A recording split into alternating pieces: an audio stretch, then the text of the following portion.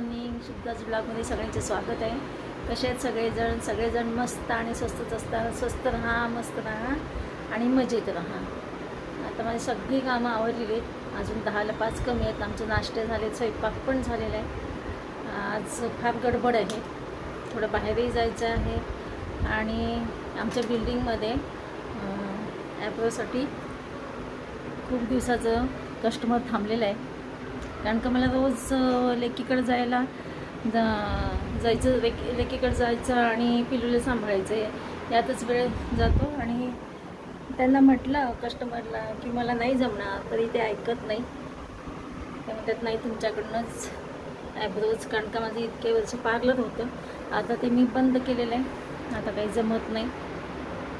तर कस्टमर कसं असतात, ते एकदा सवय लागलेली असती एका हाताची, ते दुसरीकडे जात नाही.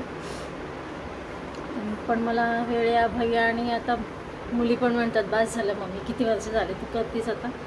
पण ते आता कस्टमरची मर्जी राखायची म्हणून अगदी 2च कस्टमर ठेवले, जास्त नाही.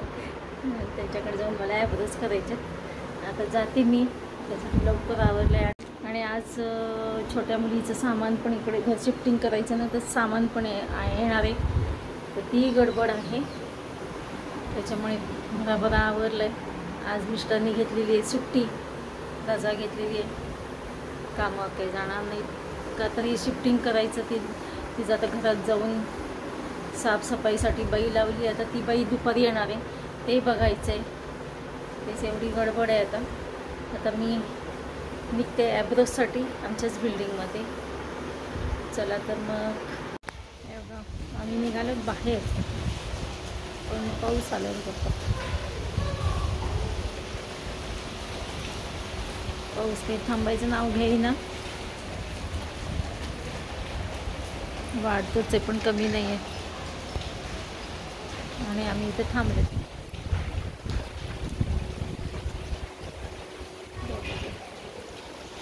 गाडी बघा, हे बघा मित्रमैत्रिणींनो, आता आम्ही लेकीच्या घरी आलेलो. सगळं अजून सामान निघालं तिथून. तर आम्ही दोघं पुढे आलेलो, मी आणि माझे मिस्टर. हे बघा, आम्ही तिला टिफिन आणलेले, भाजी पोळी. आता खाणार काय, भूक लागली तिला, खाणार काय म्हणून मग म्हटलं मीच आणते भाजी. कारण का भूकच लागली असेल, तर काय सकाळी केव्हा नाश्ता केलेला आहे.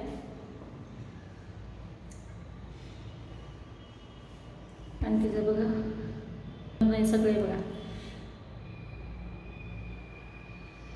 कसा व्ह्यू दिसतो, हे सगळ्या बिल्डिंग्स.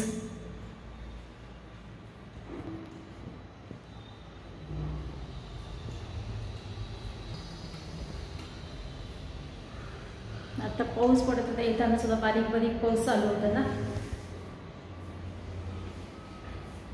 तिला यायला किती अर्धा पाऊण तास लागणार आहे. ट्रॅफिक असल्यामुळे तुझा वेळच लागतो. पाऊण तास का 1 तास म्हणलं तरी चालेल. आणि आल्यानंतर मग तिला भाजी पोळी खाऊन घे म्हणणार आहे. 3 जण आहेत, मग मुलगी, तिचा नवरा आणि दीर, असे 3 जण आहेत. तिचा दीर म्हणजे तिला लहान दीर आहे छोट्या मुलीला, तर तो पण आलेला आहे मदत करायला.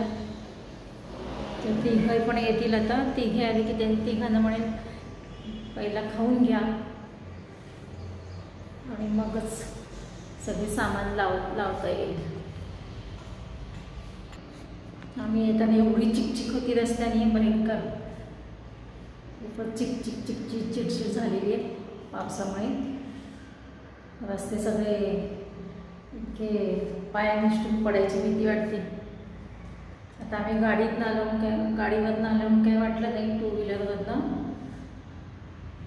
पण पायी यायचं म्हटलं तर भीतीच वाटते पडायची. फार चिखल झाले सगळे तिकडे. हे बघा इथे टेरेसमध्ये व्ह्यू बघा किती छान आहे.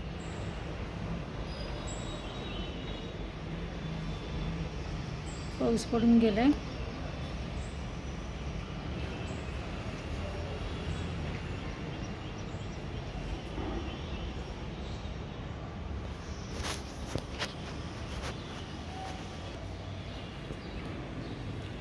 खाली आहे पोचलेत आता. लेक आणि जावई खाली पोचलेले आहेत. येतील आता वरती.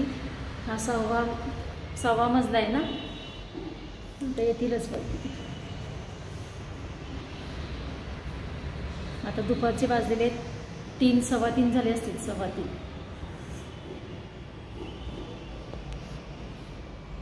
आत्ता बघा या हे दार मी असं उघडं ठेवलं होतं ना, लगे एक कबूतर आलं आणि वरती जाऊन माळ्यावर जाऊन बसलं वरती तिथं. बघा कबूतर इथं माळ्यावर जाऊन बसलं इथे.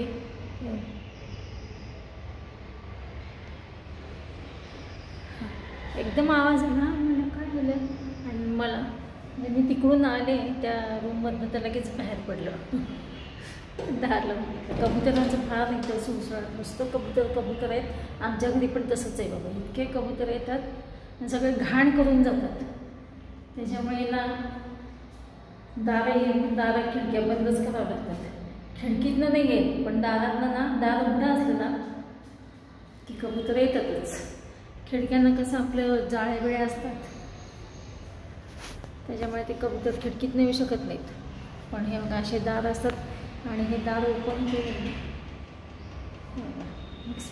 यायला जागा असते ना, त्याच्यामुळे बघ दार लावूनच घेते.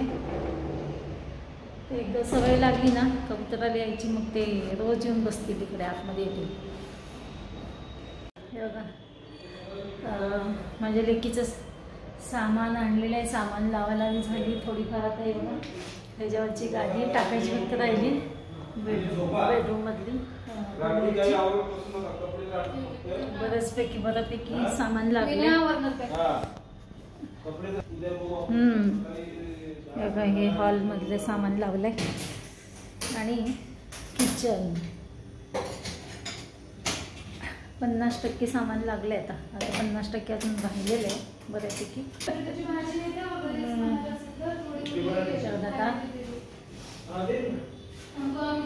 काढून घेतली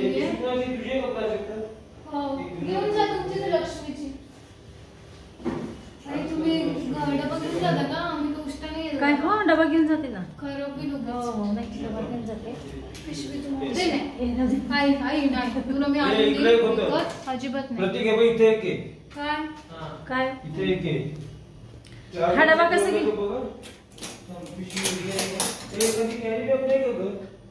छोटीशी असेल ना बघते. थांबा काय करायचं. चला तर आता आम्ही निघतो आमच्या घरी. चला भेटूया नवीन अशाच ब्लॉगमध्ये. तोपर्यंत बाय बाय, टेक केअर.